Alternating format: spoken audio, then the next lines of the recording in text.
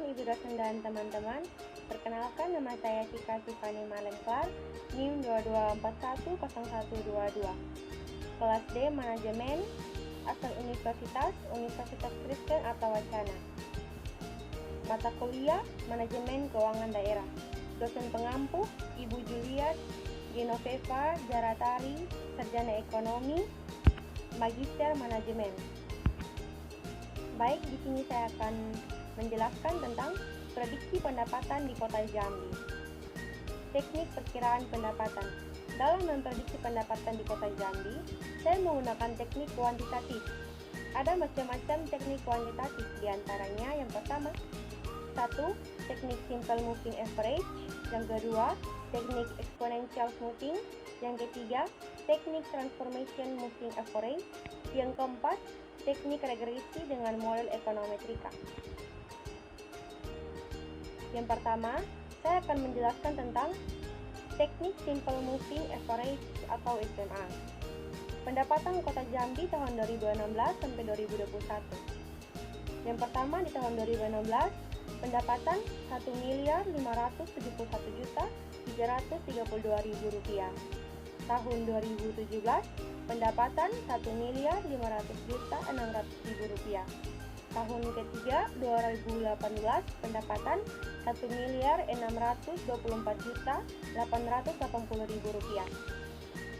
2019, pendapatan Rp1.699.540.000.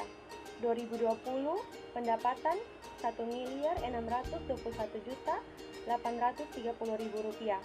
2021, Rp1.652.950.000. Di sini saya memilih data 5 tahun terakhir, mulai dari 2017 sampai 2021, yang akan dihitung rata-rata pendapatannya.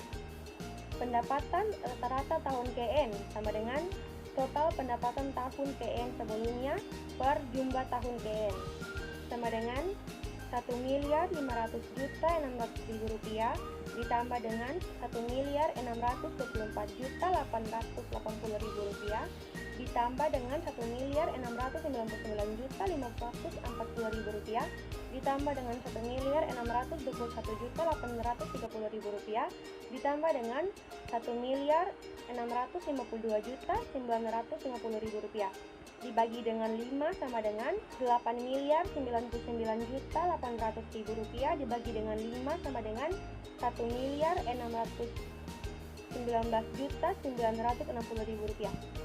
Sehingga berdasarkan hasil perhitungan di atas dengan menggunakan perhitungan teknik simple moving average atau SMA, pendapatan 2022 diprediksi sebesar Rp1.619.960.000.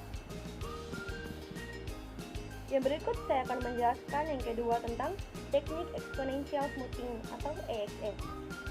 Pendapatan terakhir yaitu Rp1.652.950.000 bobot 60%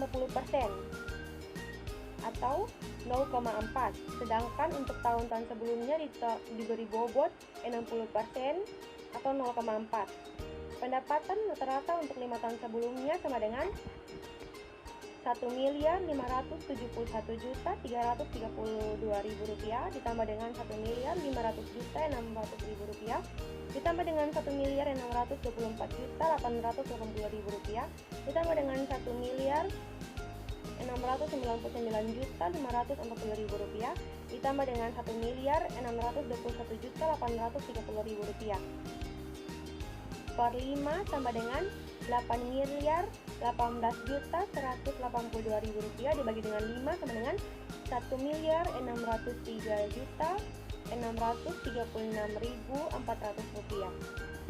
Prediksi pendapatan 2022 sama dengan 0,4 dikali dengan Rp1.652.950.000 ditambah dengan 0,4 dikali dengan Rp1.603.636.400 sama dengan Rp661.180.000 ditambah dengan Rp991.181.840 sama dengan Rp1.623.950.000 Rp361.840. Baik, yang berikut saya akan menjelaskan tentang teknik Transformation Moving Average atau TMA. Tahun 2016 sampai 2021. Yang pertama 2016, pendapatan Rp1.571.332.000. Yang kedua di tahun 2017, pendapatan Rp1.500.600.000 dengan perubahan Rp70.732.000. Yang ketiga 2018, pendapatan Rp1.624.880.000 dengan perubahan Rp124.280.000. Yang keempat, tahun 2019, pendapatan Rp1.699.560.000 dengan perubahan Rp74.660.000. Yang berikut di tahun 2020, pendapatan Rp1.621.830.000 dengan perubahan Rp77.710.000. Tahun 2021, pendapatan Rp1.652.950.000 dengan perubahan Rp31.120.000. Total delta P sama dengan Rp25.478.000 dan rata-rata delta P sama dengan Rp25.478.000 per 5 sama dengan Rp5.095.600. Berdasarkan perhitungan perubahan pendapatan per tahun dari tahun 2016 hingga 2021, maka prediksi pendapatan tahun 2022 dan teknik TMA adalah prediksi tahun 2022 sama dengan pendapatan tahun 2021 tambah rata-rata delta P sama dengan Rp1.652.950.000 ditambah dengan Rp5.095.600 sama dengan Rp1.647.854.400. Teknik regresi dengan model ekonometrik. Persamaan regresi untuk memprediksi pendapatan tahun mendatang yaitu memasukkan variabel-variabel yang berpengaruh terhadap pendapatan. Misalnya variabel pertumbuhan penduduk, pendapatan per kapita, pertumbuhan ekonomi, dan inflasi seperti berikut. Jumlah penduduk tahun 2021 sama dengan 612.162.000. Yang kedua, pendapatan per kapita tahun 2021 di Kota Jambi adalah 12.240.000. Yang ketiga, pertumbuhan ekonomi tahun 2021 sama dengan 3,66% atau 0,366. Yang keempat, inflasi tahun 2021 sama dengan 0,48% sama dengan 0,0048.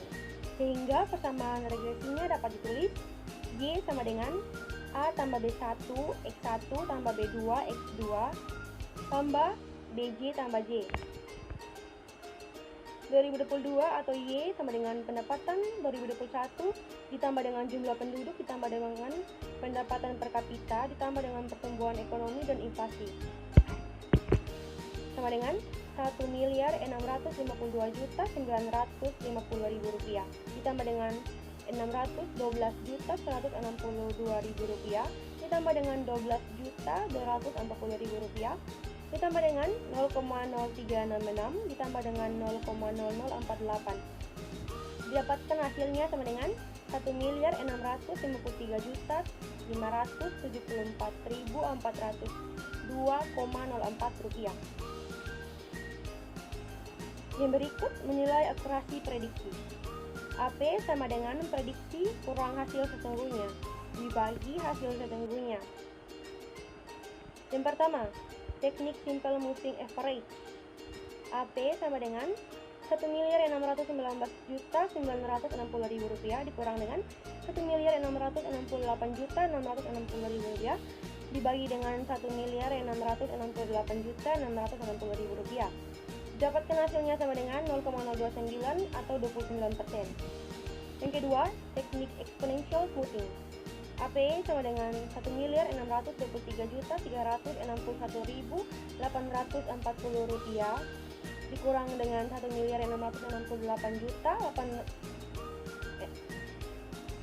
A few moments later. Kurang dengan 1.668.660.000 rupiah dibagi dengan 6. Yang kedua, teknik exponential smoothing.